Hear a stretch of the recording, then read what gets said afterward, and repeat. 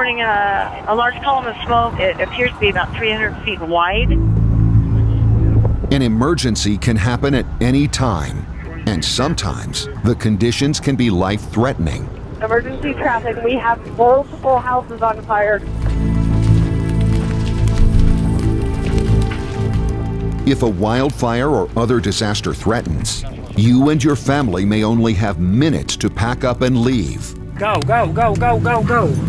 That's why you need to know what's happening in your neighborhood.